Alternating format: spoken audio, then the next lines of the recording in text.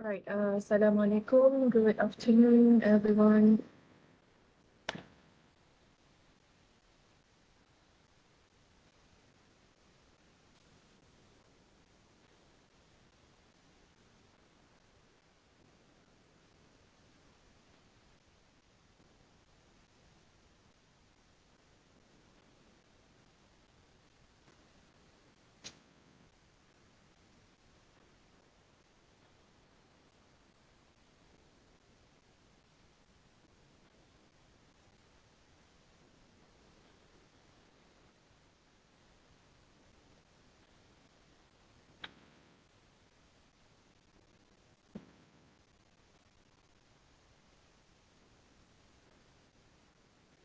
Okay, so let's get started. Um, so let's resume our lecture. We still have two more lectures, today's lecture and next week's lecture. So hope you guys bear with me for another 2 weeks. I know that this course is a bit long, but yeah, you don't have a choice. Okay, so just bear with me and this course. All right, so previously, we have covered hypothesis testing, and I have covered with you. There are two situations, one sample. Okay, if you have a look at this mind map on Elite, okay, so if you look at the top part, that's one sample population. And in lectures 6 and 7 that I asked you to watch the recorded lectures, those involve two samples, two populations. So that are the two main groups of hypothesis testing. So what's the difference? If you see for both situations, they are two similar conditions when standard deviation of the population is known and when it is unknown. So for when the standard deviation is known, we use z-test. And if it is unknown, we use t-test. And it's actually the same for two samples, right? If you see, so the pattern is the same. It's just that the calculation in terms of the formula, you can see that there is an extension of the formula for z, and also for the two samples using t-test, it's further divided into two categories: independent samples and dependent samples. So those are the division and the rules of the calculation. Okay, so I hope you have covered and you can see the overview of those three topics actually. Lecture 6, 5, 6, and 7. Okay. So if you see here, for the one sample population, it sounds one sample, but we are actually comparing two things still, because what we are comparing is like one sample with, if you see the questions or the examples, we are comparing like one sample, the data from one sample with the standard values, right? It will give you like the standard values of the population, and you want to check whether the data for that sample is similar or not with the standard value. But if you see, we are comparing two things indirectly. Okay, it's just that the situation is different for the two samples where it is obvious we are comparing the data from two samples. But if you see, it's the number of things to be compared is two. Two. So today we are going to look at another test that is used to compare more than two things. I cannot say two samples, more than two batch of data or two things. So there is a test called ANOVA. ANOVA is the short form. It stands for Analysis of Variance. So what this test is all about, if you still remember in LU2, this is LU3, right? LU2, at the end of LU2, we have discussed Friedman test. So Friedman test is used to compare more than two samples, but the data is non-parametric data. But in this LU3, we are talking about parametric data. So actually, there is a similarity between Friedman and Anova. It's just that the type of data is different. Okay, so Anova is used to compare. It's a test that is used to compare more than 2 samples or more than 2 sets of data. Okay, so that is the purpose of Anova, and it is for parametric data. Okay, so that is some introduction to Anova. Now let's have a look at today's topic. Yeah, one-way analysis of variance of Anova. So here is the outline of today's topic. We're going to look at some introduction. I've talked about it just now already. And the most important thing is the basics of Anova. What are the steps of Anova? How to carry it out? What are the formula and the procedure? Okay. So some more introduction. One way Anova is the extension. You see. So is that before this we talk about t-test or z-test. Is extension of the t-test. So the most important thing is it is used for comparing. Now, remember from the beginning of the course, I always emphasize that what we are concerned with in this course is comparing, right? Comparing things, comparing sets of data, because that is actually one of the purposes of statistics, to check whether the difference is significant or not. Okay, so that is one of the ultimate objectives of statistical tests. Okay, so that's why we are, if you see the word compare or the comparison is emphasized throughout the course. Okay, now more than 2 groups. It means that 3, 4, 5, 6. The more the number of groups to be compared, the more complex the comparison or the test will be.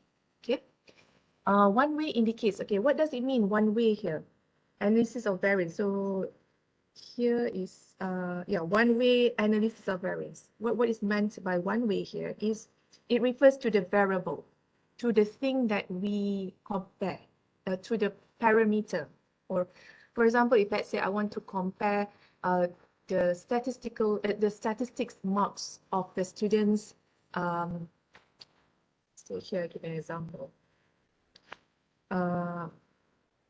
Faculty A, faculty B, and faculty C. Okay, so every of these faculty has maybe let's say n is equal to 50 students. Here maybe n equal to 48, and here equal to 52 maybe. So now you can see it's more than 2. And what I would like to emphasize here is the number of the sample is high, which is more than 30. So this kind of, and also if let's say the assumption that it follows normal distribution. So in this case, I have to use ANOVA. But let's say here, what are the things that I want to compare between these faculties? I want to compare statistics marks of the students from faculty A, faculty B, and faculty C. Which faculty is the best, how much the difference, whether the difference is significant or not. So when I say, when in statistics, the word significant difference, what does it mean? In plain words, it means whether the difference is obvious or not. Obvious. For example, if let's say you have there are 2 students who have a height of 160 cm and 161 cm. So obviously we know that the difference is only 1 cm. It doesn't much, right? It's not that much. So even though if let's say we don't carry out statistical tests, we know that the difference is not significant, not obvious. Yeah. But in some cases we have to check. Like especially when it comes to experimental data. So we have to check using statistical tests whether the difference is obvious or not. Yeah, whether the difference of the set of the data is significant or not. So in statistics, we use the word significant. So you have to understand what it means lah. So in plain words, it means whether the difference is obvious or not. Okay. So now I would like to check the statistics marks of the students from these three faculties. So this is actually the variable, this thing. This is the variable or the parameter that I want to check. Okay, so this is a variable. Okay, so let's say I just want to know the statistics marks of these three faculties, and that's it. So means that the test that I'm going to carry out is, I mean, the one that is suitable is one way ANOVA, because it only involves one independent variable. But if let's say I want to check statistics marks, and then that is the first one, and the second one I want to also know about maybe English marks. So there are two different things, right? So now it's no longer one way ANOVA is no longer suitable, but I have to move to another test which is called two-way ANOVA. So apart from one-way ANOVA, there is two-way ANOVA. Okay, that one will be covered at the end of the topic. But just to introduce you that there is one-way and two-way ANOVA. So the word way, it means the variable, the things or the factor that you want to measure or compare. Okay, and it can be varied from one case to another. Sometimes these people want to check this, sometimes this, and sometimes this. So that's why it's called variable. It can be varied. All right, so now I hope you understand why it is named as one-way ANOVA. A factor. Oh yeah, sometimes called factor as well. So it's actually the same, or parameter. So you have to know, like, it refers to the same thing. Now, a factor in one-way ANOVA has two or more levels, number of groups to compare. Two or more levels. So it means that two or more levels. What does it mean? Factor in one-way ANOVA has two. I think this one refers to the block. Okay. Hold on for a second. Later I'll go back to that. Okay, normally then we analyze up to 5 levels, but theoretically it's unlimited. 5 levels. Okay, so sometimes this one is, I think it refers to blocking at the end of the topic. Okay, so at this moment it's enough for you to cover what I've said just now. Okay, so assumptions of one-way ANOVA. So how are we going to cover? How are we going to construct the hypothesis? So why it's very important to construct the hypothesis? Because it will describe the amount of data that we are focusing on or we are dealing with. Okay, but there are some assumptions for one-way ANOVA. So the first one is the populations from which the samples were obtained must be normally or approximated normally distributed. So that's one assumption. And this one is normally refers to n that is greater than 30. Remember, when the nature of the data, more often than not, when it is more than 30 or when the n is large, actually, so it will more likely to have a bell-shaped curve or normal distribution. Okay, how the distribution looks like. Okay, the samples must be independent. Okay, so the sample must be, means that it's not about a data that is related to before or after, things like that. So it's much, I mean, like that data is independent. For example, if let's say just now we are talking about faculty, and so let's say the score of faculty A, I mean, it can stand by its own. It doesn't depend on any other sample. So that is meant by independent. The variances of the populations must be equal. Okay. So that's why it's called ANOVA, right? As the variables. Right, so how are we going to construct the hypothesis? Now, looking at the number of samples, yeah, it depends on the case, yeah.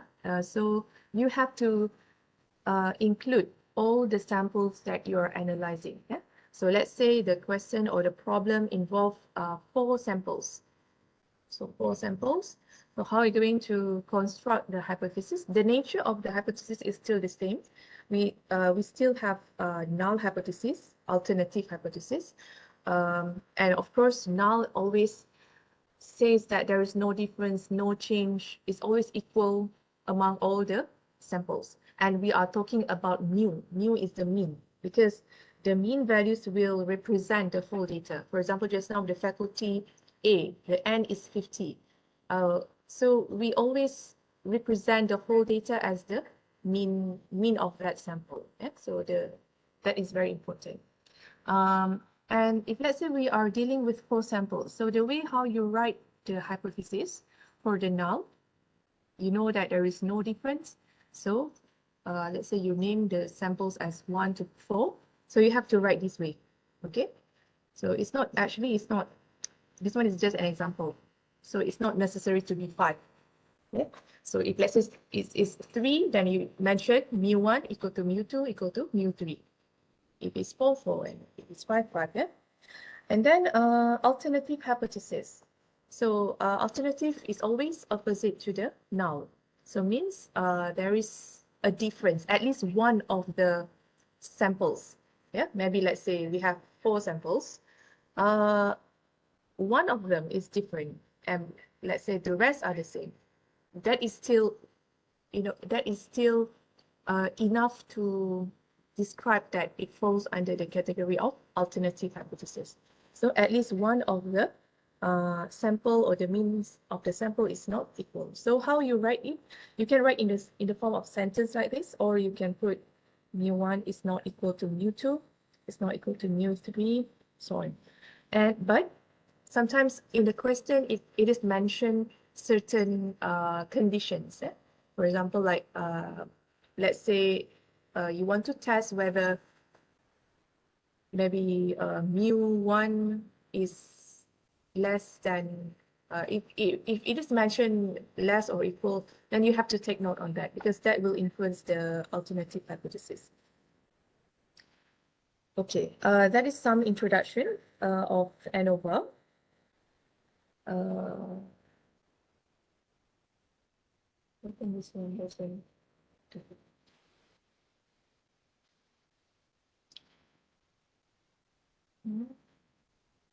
Okay, so in ANOVA, we are concerned with a parameter called F parameter. Okay, F parameter. So after this, you'll see that towards the end of the ANOVA test, we are going to calculate that F value. Okay, so so that is the one of the criteria of ANOVA. Okay, let's go directly to the steps of ANOVA. So I have forwarded to you this summary on your Telegram. So this is actually the summary of the steps of ANOVA. Okay, let's have a look at each of that. So if you see, the step 1 is always to set the hypothesis. It's the same with other tests. Set hypothesis, null and alternative. And then if you see from step 2, so there are a few steps. So ANOVA, for ANOVA test is quite lengthy, and you have to be ready with it. Yeah? So see, so you have to, this is actually the one that I put in the box. This is the information of ANOVA table that you have to generate. ANOVA table. Hold on, later I'll show you the ANOVA table. So if you see step 3, find critical F. Actually, from, if you see step 2.10, you also have to calculate F values, and that is F calculated F, whereby you have to compare with critical F from the table. So there is some similarities with the pattern of the test with the test before, right? Where we calculate certain parameter and then we compare with the values in the table, and then we make decision based on certain rules of thumb. Yeah? So that is yeah, I just want to give you an overview picture, and then you compare the two values and you have this decision rule, right? And if whatsoever, you conclude either a null or alternative hypothesis. So at the end, step 5 is to make a conclusion. So how to make a conclusion? You refer back to your hypothesis. It must be specific to the case. So you have to write proper sentence. Yes? So step 4 is only decision, not yet a conclusion. So if you just end with H naught is accepted, that is not yet a conclusion. Okay, so basically this is all the steps of ANOVA. Okay, now let's have a look more specifically. So what I mean just now by ANOVA table, so this is the ANOVA table that you have to generate. Means that you have to generate this table, ANOVA table, and this is the one. Yeah? So the information here, like, okay, if you see here, what are the things in this table? So the first one here is treatment. This is source of variation. The first one here is treatment, and another one is error. Treatment means like the variation between, here is the treatment is also means sample. Like if let's say you have three samples, so means that the treatment is 3. So treatment and sample is the same. And then let's say here, okay, let's say we have, let's say choose 3 lines, announce it. So this is treatment. Yeah? Treatment is equal to sample. Okay, what is within groups, or sorry, sample or group? Yes, and the term that you have to also know that treatment or group is equal to sample. Within groups or within the sample or within the treatment. So this one, you know that this is, each of this is treatment. So within this one. So if let's say n here is 40, okay. So variation within the groups means variation within the same group lah, within the same treatment actually. Yeah. So that's what is meant by these two. So what you have to calculate, what you have to find out, this is just an example. These values given to you here, these are just an example, not a compulsory value. Yeah? Example of values. Okay. So what you have to find out is degree of freedom of treatment, degree of freedom of error, sum of squares of treatment. This one is called SST. This is this is sum of squares of error, SSE, the general term for that. Okay, and then this one is actually MST, mean square of the treatment. MSE, mean square of the error, and this one is referring to F value. Okay, so those are the things that are actually outlined over here. Yeah, see, step 2.1, calculate degree of freedom for treatment and error, which is this one, and this one, right? Okay, that is 2.1. 2.2, you have to find the mean of, okay, that is another thing that you have to find out, overall mean and mean. Okay, now 2.4, Yij minus Y bar. This is actually, wait, this one, if not mistaken, SST. This one is TSS. Yeah, this one TSS. This one, if not mistaken, this is SS. Oh.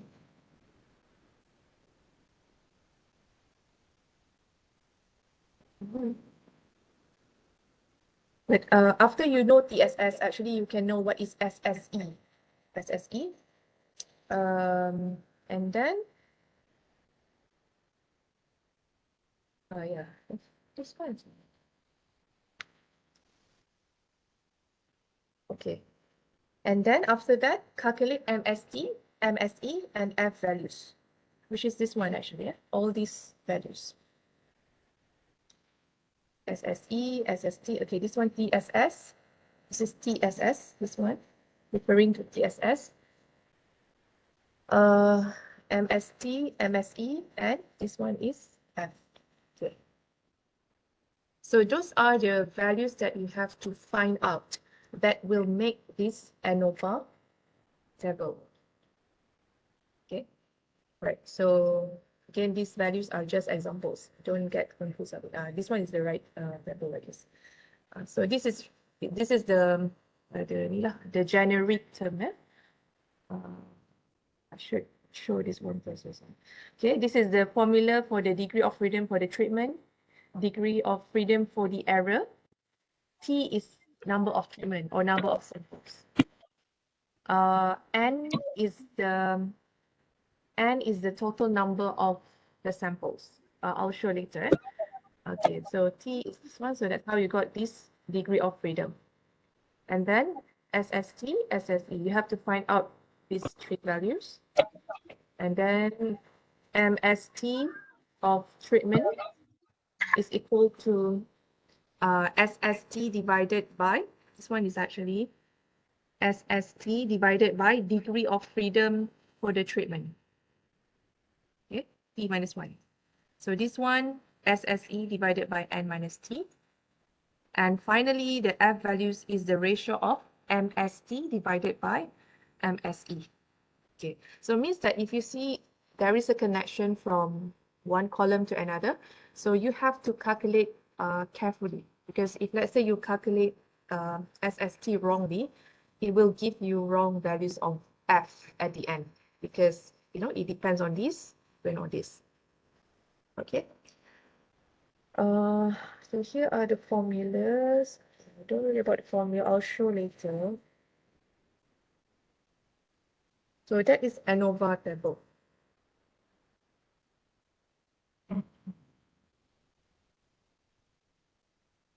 Now, just now, if you see here, this is the F value, right? This is F calculated. So remember just now when I show you this summary, step 3, you have to find critical F. So that's not the same with the calculated F. Critical F is from the table. So now, once you are done with step 2.10, so you have to proceed with step 3. That is, you have to find the critical F from the F table. So in this for this topic, there is another table that you have to use, okay, which is F table. Yeah, so F table I've uploaded on Elite. So this is F table. So here, the F table is used for you to find critical value of F. So how you want to find it? You need degree of freedom for the treatment and degree of freedom for the error. Yeah, the one that you have calculated in the table just now.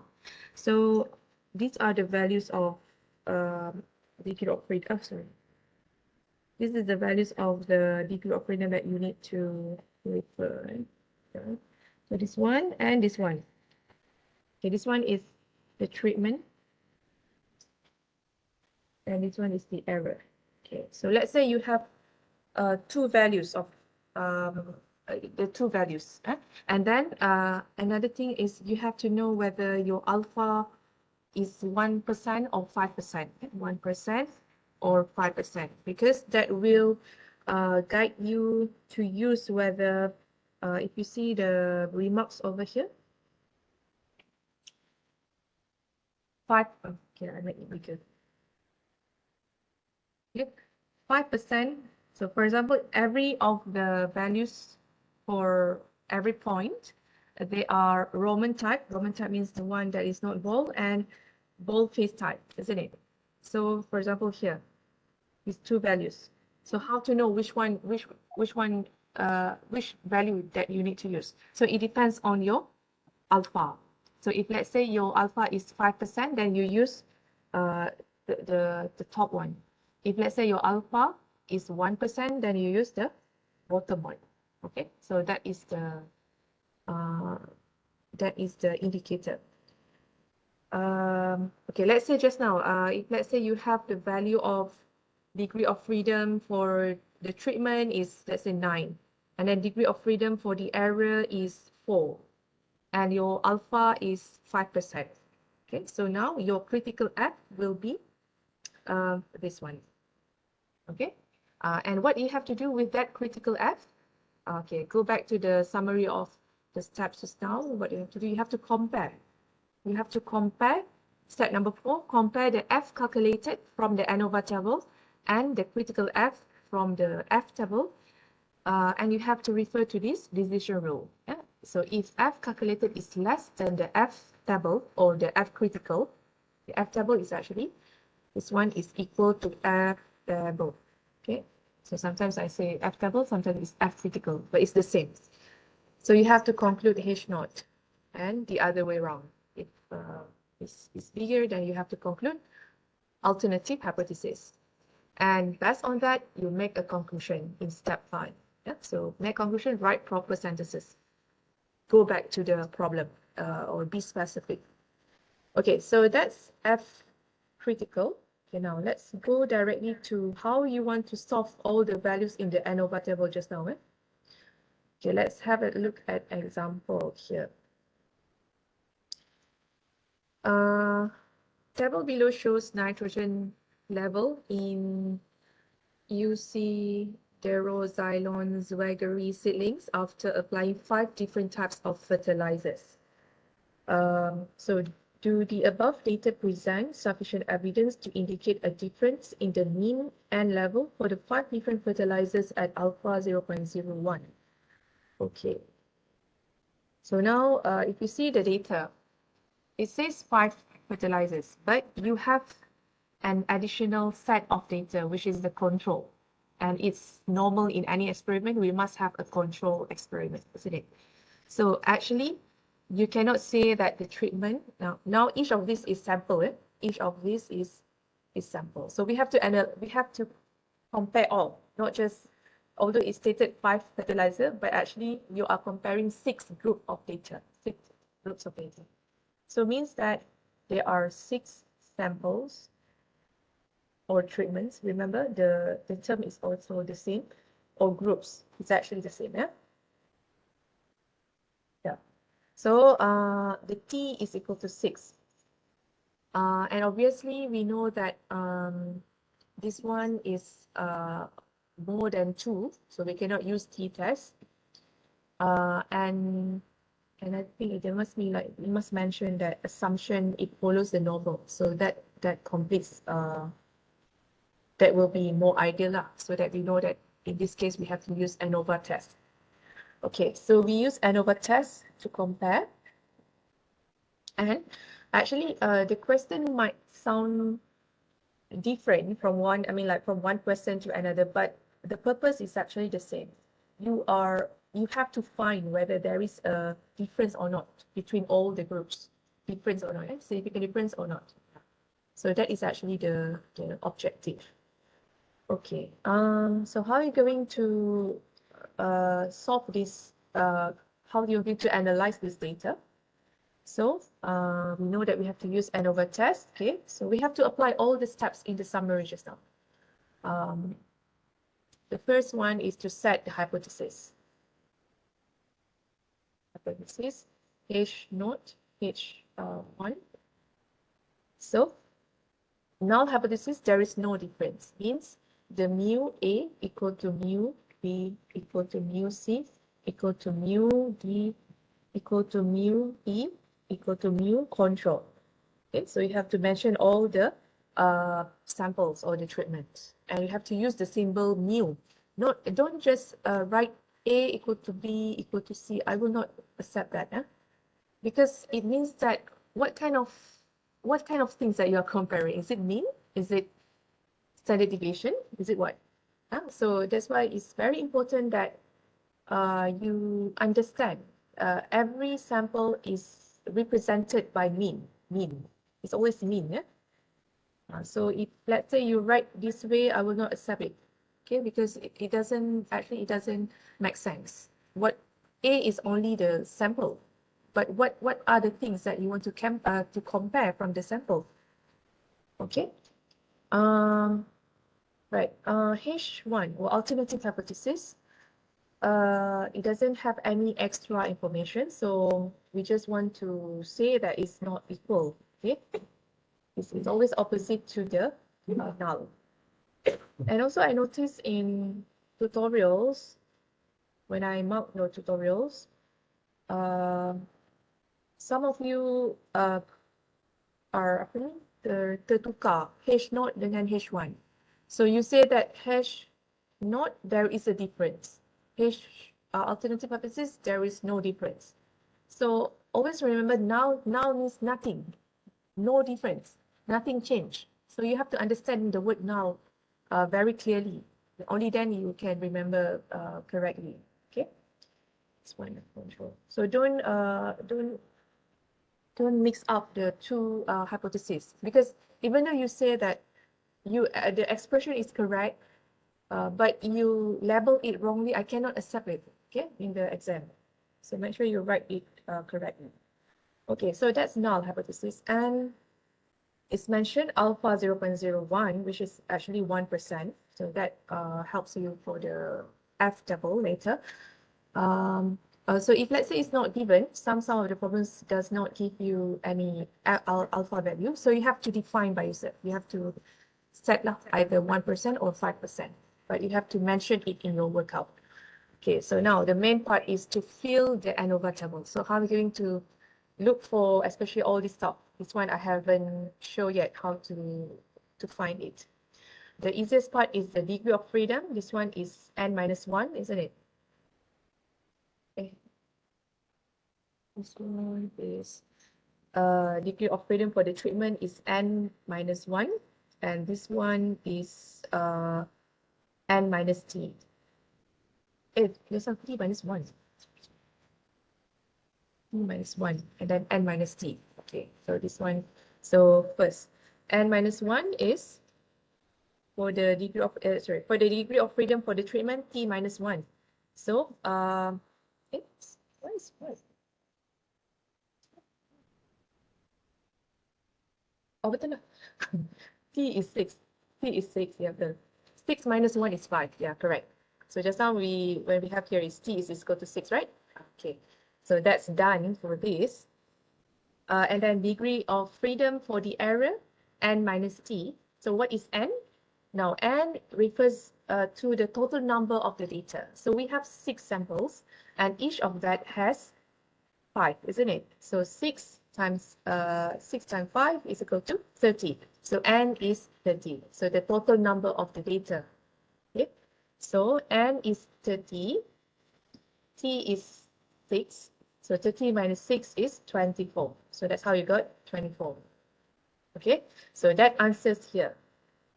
Now we have to find what is the sum of squares of the treatment, sum of squares of the error, and this one, TSS, the total sum of squares, MST, mean square of the treatment, mean square of the error, and finally the F value. So altogether there are 1, 2, 3, 4, 6 values that you have to find out. Okay, so this is the main part that you really have to take note very seriously. Now we have the original data here. So this is the data from the question. This one. So I write it back in the form of table. So how to find what are the things that you have to look for? Okay, so the first thing that you have to find out. Okay, so this is treatment, right? Each of this is a treatment. So you have to find what is the mean of every treatment. Okay, so the mean here is y1, yeah, it's labeled as y1 with the bar. So that is the symbol for the mean. Well, actually, this one actually refers to mean 1. But in this, for this calculation, because the symbol is y, So we use y bar. But this one is actually the mean of, you have to find the mean of every treatment. Okay, so how to find the mean is 19.4 plus 32.6 plus 27 plus 32.1 plus 33 divided by 5. That's give you 28.82. And you do the same for all the treatments. So these are all the values. Okay, the mean of every treatment. Okay, so once you find out the mean of every treatment, so that one, you see the bar, the y bar, only one bar, okay? And then the second thing is, okay, let me label it first. This is the first thing that you have to find out. The second thing that you have to find out is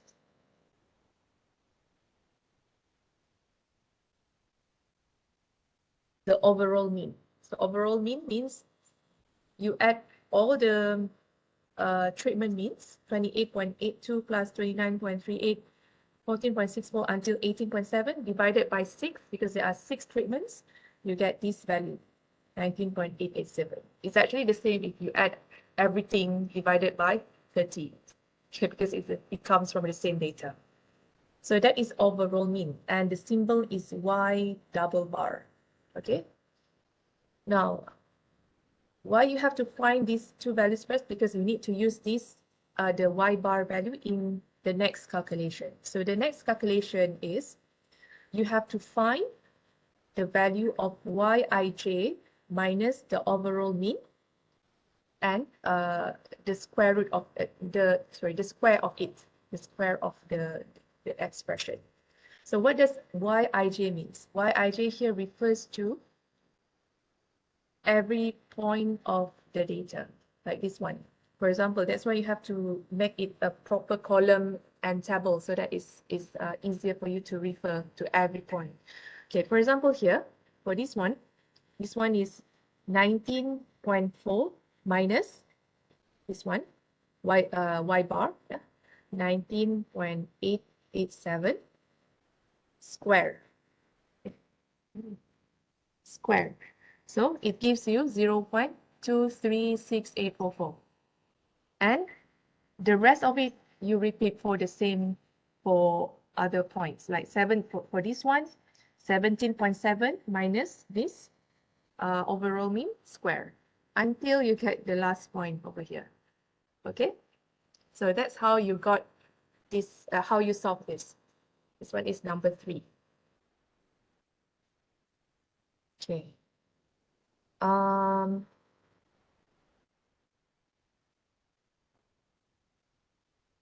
What's the next thing? The next one is to find, okay, so after you finish to the last point over here, okay, so what you have to do, you have to sum, make another column at the end of these calculated values. You have to put sum, means that you add up, like for example 0.23 plus 4 point for every row, 4.7, 8.3, sampai 6.69, you get this value, and that's why sum, the sum of every row. So that is the values of here.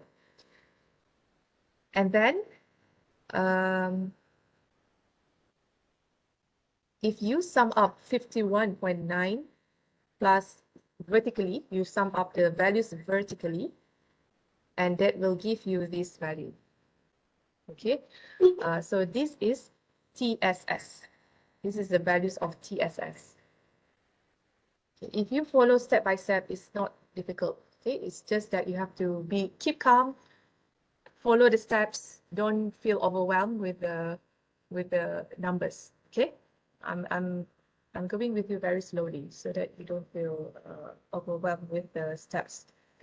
Okay, now this is TSS. Okay, so remember in the ANOVA table we have TSS, right? So the next thing that you have to calculate is SST. SST,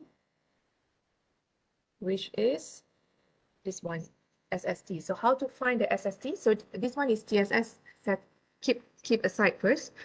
SST, how to calculate this. This is not that really hard because you have calculated some of the things over here. Oh, sorry.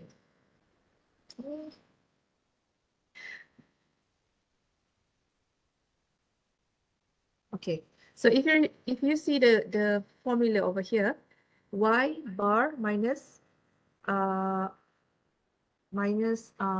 overall mean. So means that you have to calculate here. So n here is referring to number of, not the total number. This one is something that you have to take note. This is the number of treatment, which is 6. Okay, remember this one is number of treatment. Okay, so you have to have these values, whereby, for example, like for the treatment 1, 28.82 minus overall mean, which is 19.887, and square.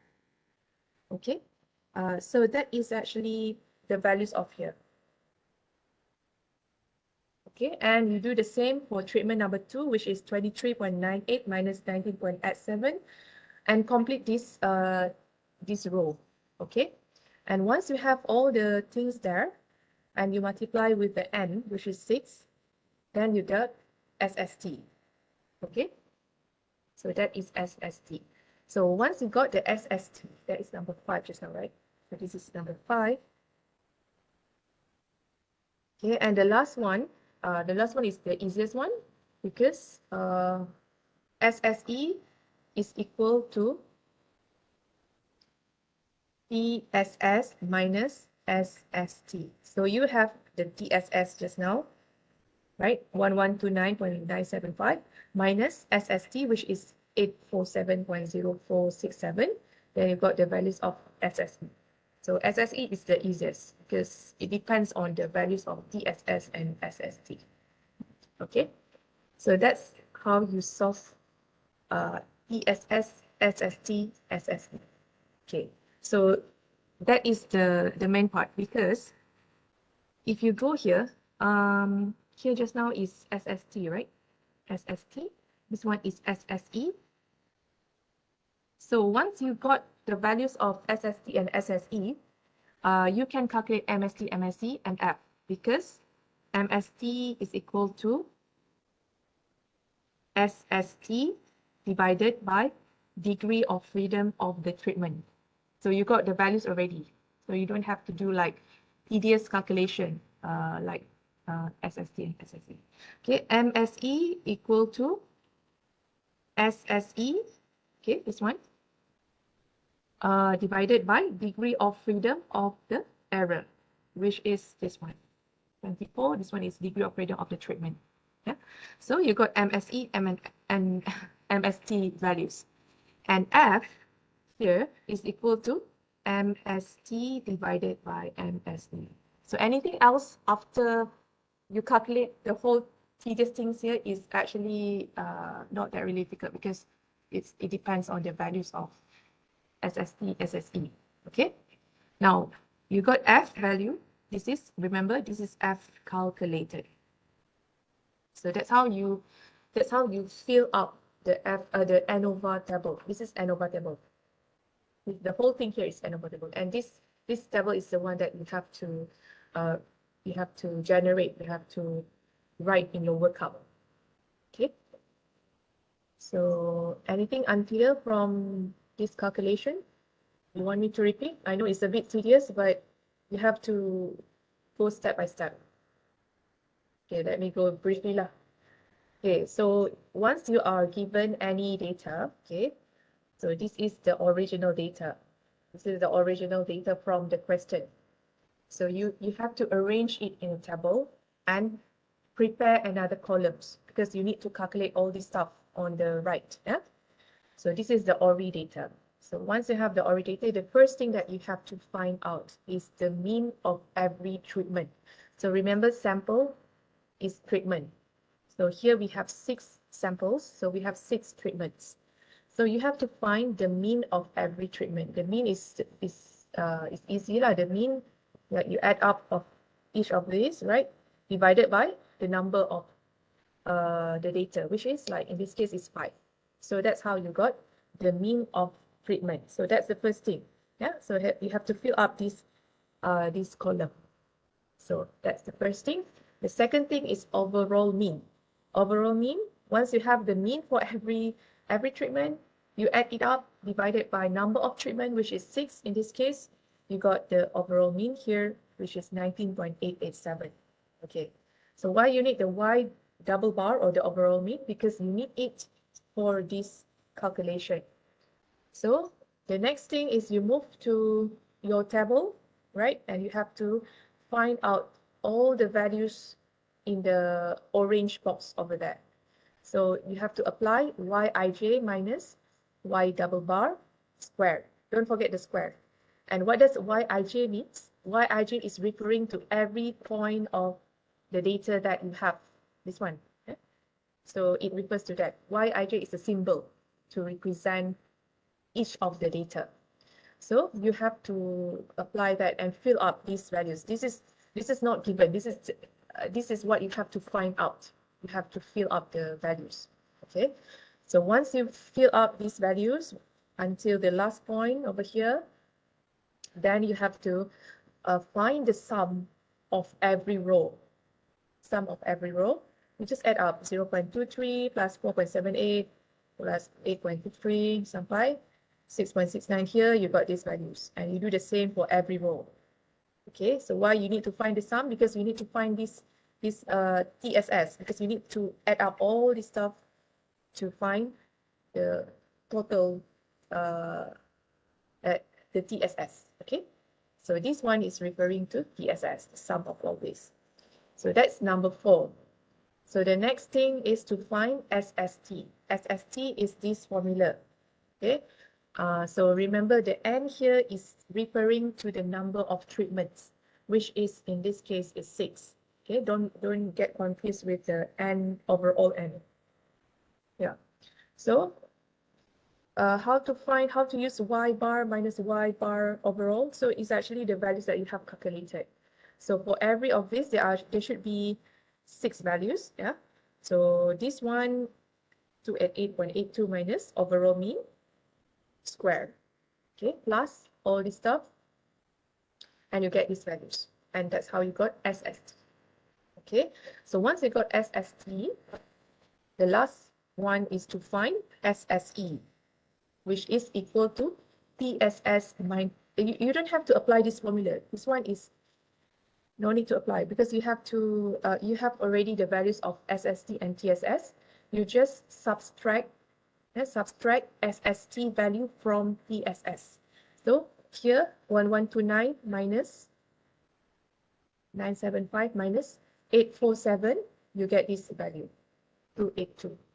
Okay, so that's how you solve the 3 main values of that you have to find here, which is TSS, SST, and SSE. So now go back to the ANOVA table.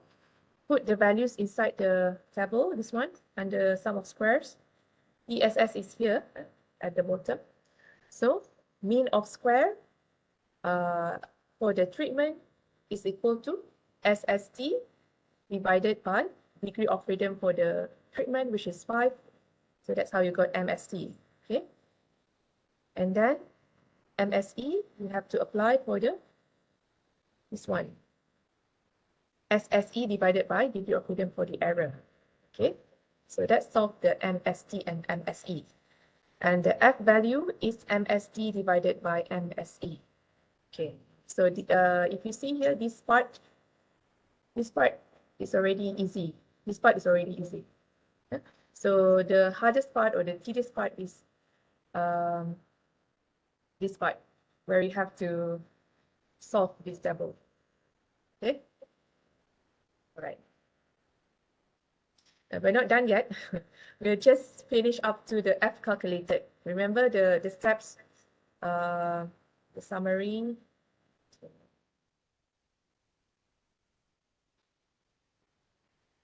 Here. So actually we are here. We are at this step. We finished the ANOVA table. So now we have to find the critical F from the table, step 3. Okay, let's continue.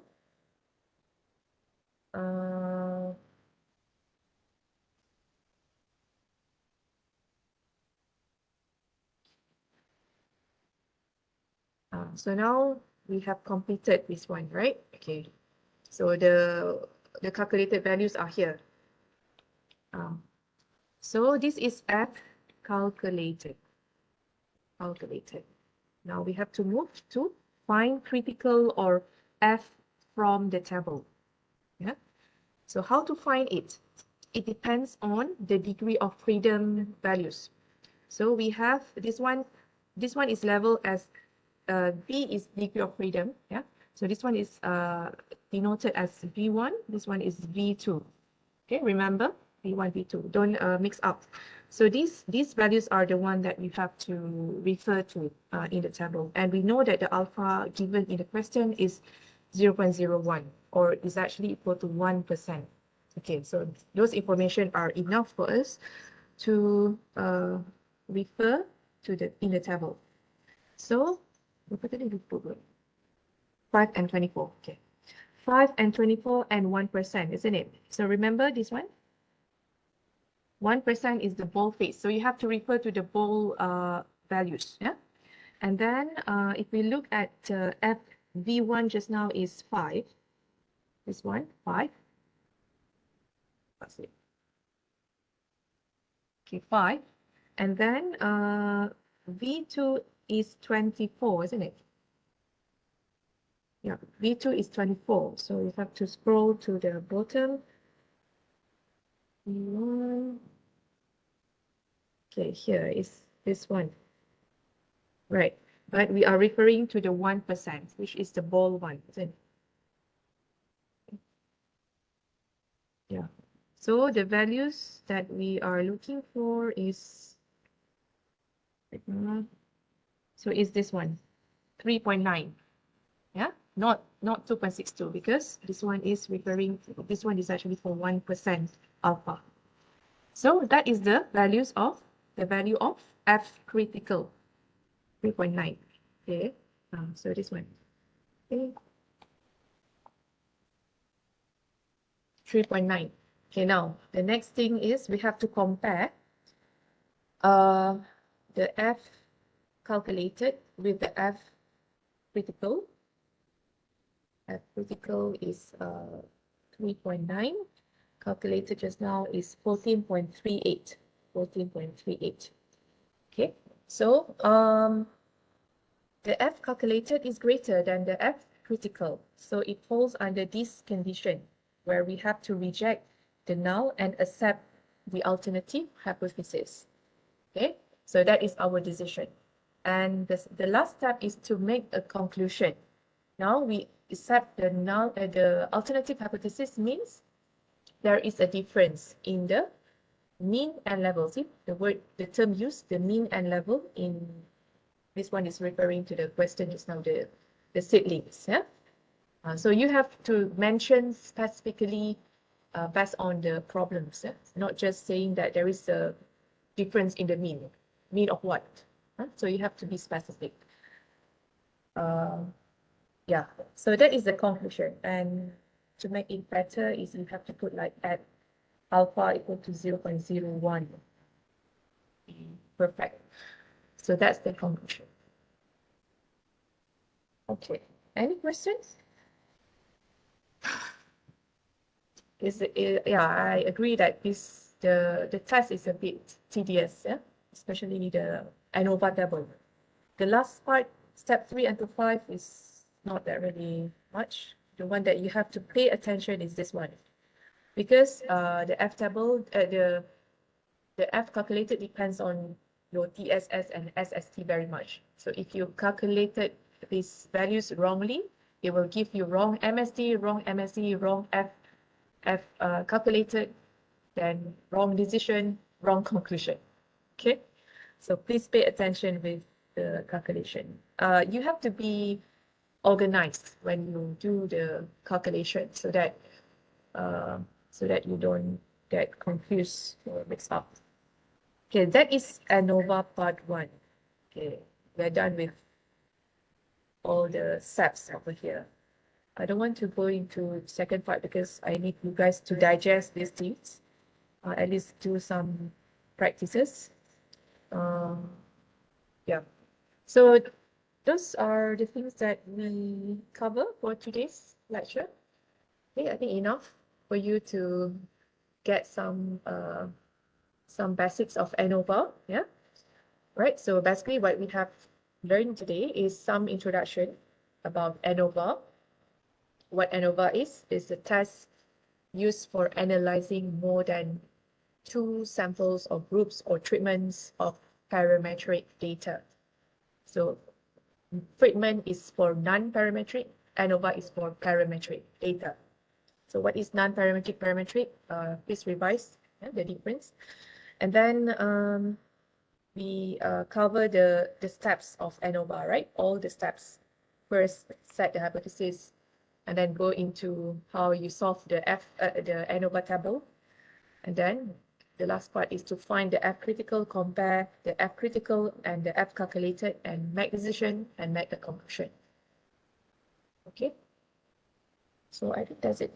So if you see just now the conclusion, there is a difference. Means if you refer back to the treatment, so there is a difference in the means. That is actually our objective of the test. Okay, so next week we are going to cover the last 2 parts of the ANOVA test.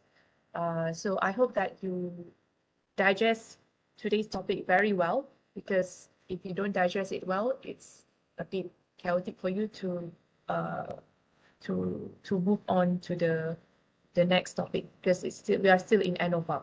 Okay, so at least you have to prepare mentally with the tedious calculation, the ANOVA, and this kind of questions is going to be asked in the final exam. Yeah? So please do lots of practices. I'll try to put some extra practices apart from the tutorial questions. So please apply all the rules of ANOVA and solve the extra practice. Yeah? Okay, so that's it for today. We still have 1 more class next week, inshallah. Okay. Right, I'll see you guys next week.